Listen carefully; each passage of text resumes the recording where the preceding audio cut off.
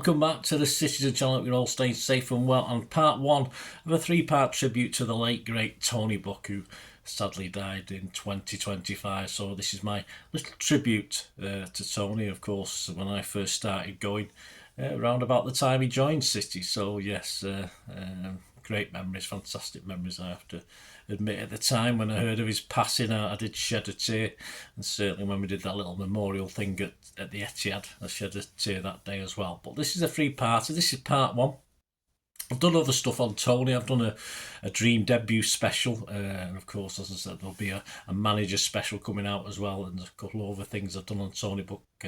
I'll try and put the links onto this as well, but just check through the channel. Lots of history stuff that, of course, Tony Buck would be in lots of things. And this is my small tribute, a player, captain of our club, of course, definitely a wonderful player and a wonderful man as well. Yeah, I did meet him once, only to shake his hand. I didn't have any sort of conversation with him, but that's great stuff. City had lifted, of course, we'll talk about it, the second division title under Joe Mercer and coach Malcolm Allison. Tony was plying his trade at Plymouth for 2 seasons, and that itself was a dream come true for a once part-time player and bricklayer from Bath in Somerset. A whisper that City were interested in him became a firm interest, though Tony himself's hopes were tempered. Why would Joe Mercer want a 30-odd-year-old fullback? But that wasn't Tony's problem, was it? He had a strong ally, though, of course, to talk up his case in one Malcolm Allison, who did his stuff, convinced Joe, because he didn't take much convincing. Joe Mercer himself knew what he was capable of at a similar age, and City made an offer for Tony Buck, which Plymouth quickly turned down. Yes, Plymouth wanted around about £35,000. They'd only paid £1,500 for him, but yeah, a staggering figure. And Buck himself was so desperate, he approached Plymouth to plead for the chance to come to City at a more realistic figure. The amount decided upon was half of that £35,000, between £17,000 and £17,500. Joe Mercer said at the time, "It may sound a lot of money to pay for a 30-year-old, but it isn't, not really these days. We should get 4 years good service from Tony and maybe more." I think we got about 7+ as a player, and of course much more after that as well. Tony met up with Joe Mercer in the summer of '66. World Cup Willie and all that sort of thing at the England versus Argentina World Cup match. That was a friendly game indeed, though they did bump into a northern journalist on the underground at the time, and Joe Mercer introduced Tony as Jim Smith, a friend, as Joe was frightened if the news of the pair meeting got out, it may in fact jeopardise the transfer. Fortunately, the sports writer didn't recognise Tony Buck, of course, from playing down in Plymouth and before that Bath, so all was okay. He's a northern journalist, he wouldn't have known about Tony. Joe could only offer Tony a slight increase in wages from £35 he was being paid by Plymouth. I think City offered him 40, give him a £5 extra. Well, this isn't a stumbling block, and just weeks later he signed on a 1-year contract with a 1-year option. Tony asked about the option, and Joe said, "If you don't do the business, you'll be back down to the West Country at the end of the season." England won the World Cup, of course, and Tony reflected the summer had been amazing, and one he would never ever forget or regret. Whilst house hunting, he stayed at the Grand Hotel in Manchester. He had some fun there, yes. Visited some of the nightclubs, but it wasn't one of these staying outers, that's for sure. His wife and daughter initially stayed in Plymouth. Johnny Crossan and Mike Summerby, who he'd known previously, were the 2 players he was initially closest to at the club. In November, Tony and his family moved into a clubhouse in Sale. There you go, not far from where I am now.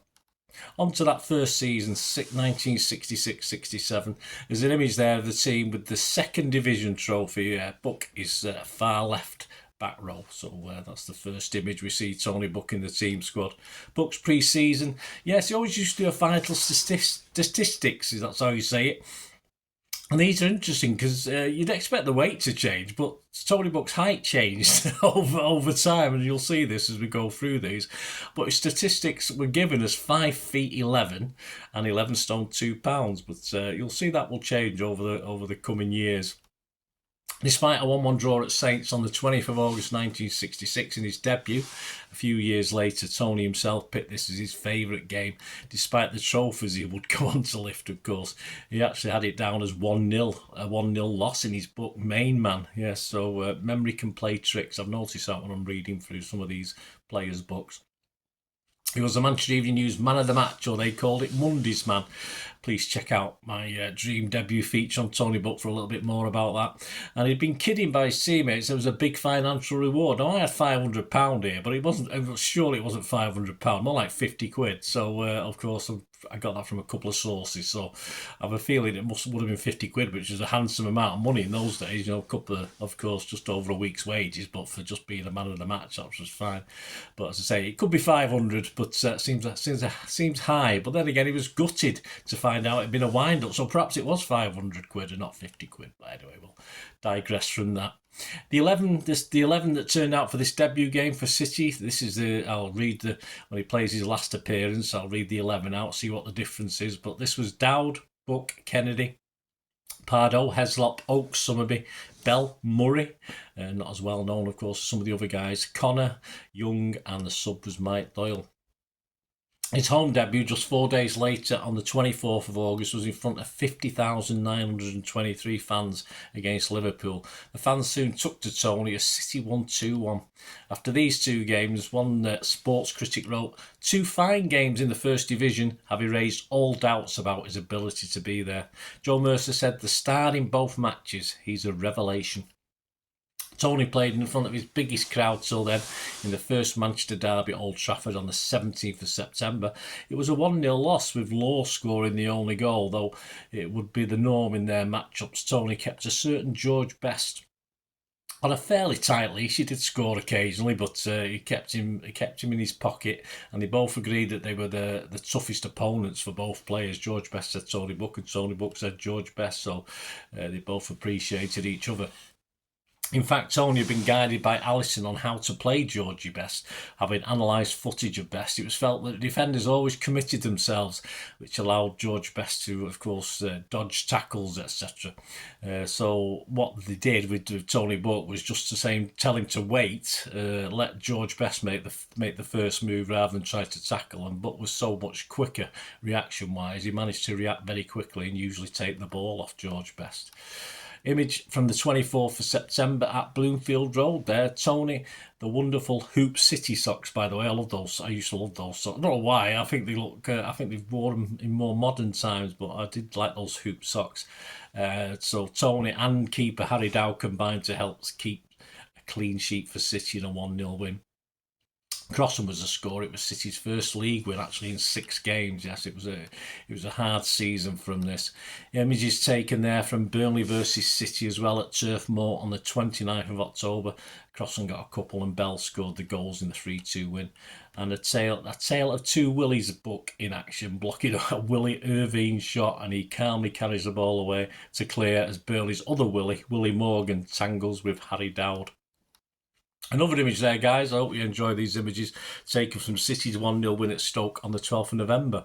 A Summerby goal giving City the win, and this time Tony's in the background, watches his full-back partner Glyn Pardo and keeper Harry Dowd foil ex-Man City player Peter Dobin to preserve the clean sheet. Tony even had the chance to return to his old stomping ground when City played Bath City in a testimonial for Ron Walker on the 7th of December at Twerton Park. We won that one 5-1. Tony's first main road derby was on the 21st of January. United second to Liverpool just on goal average and on their eventual way to the title. City 4 from bottom at the time, and full credit to the Blues who played out a 1-1 draw with Best again being kept relatively quiet by Buck. Bill Falk scored for the Reds and Nobby Stiles put through his own goal for the Blues. Image there, Tony in action in a 0-0 draw at Ellen Road on March the 18th. Paul Reaney of Leeds is also in the shot. This was used for the front cover of the new official magazine of Manchester City, launched in the summer. That was 2 and 6 or 12.5p. It's there on the back wall if you've seen it in the background. 12.5p in today's money for that. Tony himself cited the second trip to Leeds in April that season in the quarter-final of the FA Cup, and despite a 1-0 reverse, as the catalyst for the title win the following season. He said, "That day we forged a team destined to win the title a year later." Despite a 0-0 draw just 3 weeks early in the league, before the game, the players and management had decided to be more attack-minded in this one. and put this into action at Ellen Road. Teams had gotten used to City's style by then, and this change took the top Yorkshire side by surprise, and City continued this style for the rest of this season, and its success as City finished the season well would of course continue into the next. Tony only missed one game in the competitive 50 games that season due to injury, and when the captain Johnny Crossan left the club in the summer of '67, he was appointed captain and became affectionately known as Skip.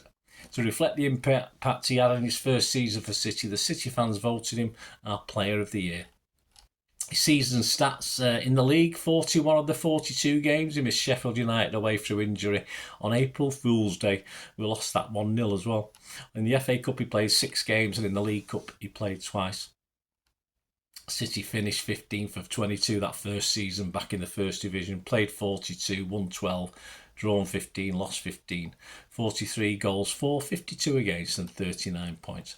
On to the momentous 67-68 season. Couple of squad images there pre-season. Tony far left of the back row in front of the Kippax, and second from the left back row in front of the scoreboard end, or what would be the North Stand eventually. His vital stats, I did say they changed. Yes, he was now 5'9.5" and 11 stone 10. So he gained £8 and lost 1.5 inches. What were you doing, Tony? I have no idea. I know you shrink a bit, but 5'11" to 5'9.5". What's going on? I know you sort of also. Is it the time of day? Yeah, if you take your height in the morning compared to the night, that'll be different as well. But that's a bit much, isn't it? But it will change again. Don't doubt that. Ironically, in the season where Francis Lee will be the final piece in the jigsaw, it was Buck who took on penalty duties, with Crossan on his way out of the club. In what will be a momentous season for Tony and City, Neil Young commented in his autobiography, Catch a Falling Star. He remarked that the squad was all together, though there were cliques, and Tony usually gravitated to a small group with Buzzer, Franny and coach Allison. As far as on the field, he was Skip, and he was the only player who would have a word in your ear from time to time. This is Neil Young, this. It may have been a reminder to mark a player, or to keep your full-back occupied, or that their keeper looked dodgy on crosses, and they would listen and respect his comments. In City's first game of the season, in front of a main road crowd of just under 50,000, he had his chance from the spot against Liverpool. The game was 0-0.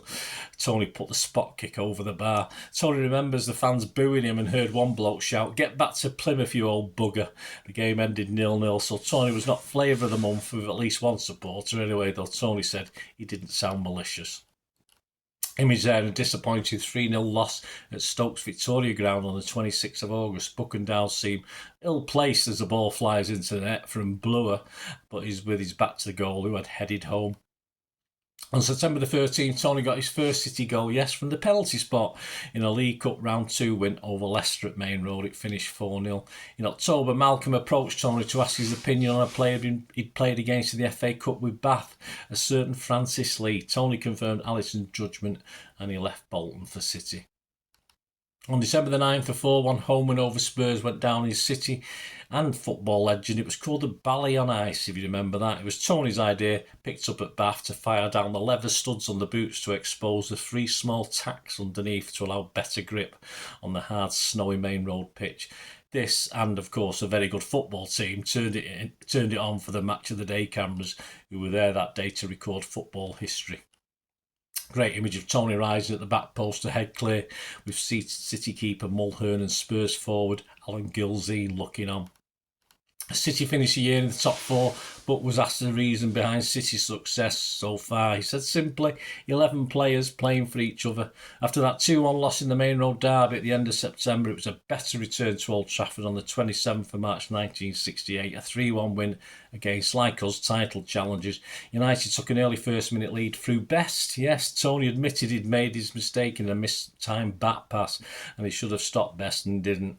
With his team support, Tony rebooted and helped inspire his teammates to take control. By the end, he said it was one of the best games he had ever played in spite of the early reverse, and after this he realised you had a great chance to win the league. There's an image there of Tony in action against West Ham at Main Road in a 3-0 win. Goal scorers Young with 2 and Doyle got the other. He clears the ball, watched by no less than England World Cup winners Geoff Hurst, and in the background Martin Peters. City's last home game of the season was a must-win against well-placed Everton. It was a rare left-foot rocket from the edge of the box by Tony Buck that gave City a 1-0 lead and eased the tension. We won it 2-0 in the end. A superstition or good luck charm Tony had was to leave pulling his shirt on until the last second, and he ideally did this before the famous 4-3 win at St James's Park. He was cheered off the pitch by some of the 20,000 City fans there that day. Some claim there were more. Imaging the celebratory changing room after the game as Buck is in the middle of the pitch celebrates, not with a drink, but a cigarette. He likes a fag as well. And the final league table. In Malcolm Allison's end of season report, he said this about the captain: a top-class pro whose effects on the other players around him alone makes him worth his weight in gold. He has helped to make Mike Doyle this season. I wouldn't swap him for any other right back in England. City fans got to see City presented, I was there that night, with the trophy 3 days after the Newcastle win, with a quickly arranged friendly with Bury at Main Road on the Tuesday night. Tony is seen in front of the fans holding the trophy aloft. The trophy was presented before the game, and City did a lap of honour before Tony handed it to manager Mercer to lift and keep, to the delight of all the City fans there. The trophy had gone missing the previous Saturday. Yeah, it was at Old Trafford, but no one knew where it had gone, but fortunately it eventually turned up. They're not bad losers, are they, United? Tony will remember the end of the season tour, though, of America for all the wrong reasons. I think they had a trip to Canada and Mexico as well, as it took its toll on the squad. And when he returned to training, he picked up a niggly injury, which turned out to be much worse. And he would have faced months out with an Achilles injury. Stats that season: he started every single City game that season. We won the title, 42, and scored 1 goal. In the FA Cup he started 4 games. In the League Cup he started 4 games with 1 goal as well. On to season 68-69, his vital stats: yes, he'd grown a bit, he'd grown again now, he's up to 5 foot 10.5 inches, but he'd lost half a stone, he was down to 11 stone 3. In the printed programme for the Main Road Charity Shield game against West Bromwich Albion, Tony's name was printed in the lineups, but this optimism was unwarranted. There's a squad image there, Tony in the middle between the Division 1 trophy and the Charity Shield, and another with Tony third from the left on the back row. Tony spent a month in plaster, and on the 29th of August the plaster came off and hopes were high, but there was to be no early rush back for Tony, as he then struggled as he tried to get back to fitness. He was gutted to miss City's first ever European venture against Turkish champions Fenerbahce, was helpless having to watch the second leg in Turkey. Mercer had allowed him to travel with the team, and he even trained with the squad as best he could on the stadium pitch the night before the game. He watched on as City were dumped out the competition in the first round. Allison played him in a reserve game in November, but the decision backfired as his Achilles went again whilst making a tackle. He had cortisone injections and tablets. He didn't want to operate because of his age, and he was worried himself. So finally he had radiotherapy at Christie's Hospital that seemed to help at least with the pain. Buck and also injured at the time Stan Horn both joined an army rehabilitation centre, which Tony Buck would have been worried about. He was in the army for a few days to help with their fitness battles. So join me, guys. Hope you enjoyed that part 1. Join me in part 2 as Tony finally, and Stan Horn, finally make their first team comeback. And of course you will go on to lift not just more trophies, but a most important personal accolade as well. Please, guys, share any memories you got. Hope you enjoyed this, and please, I'll see you in part 2. Stay safe, everyone, especially you Blues.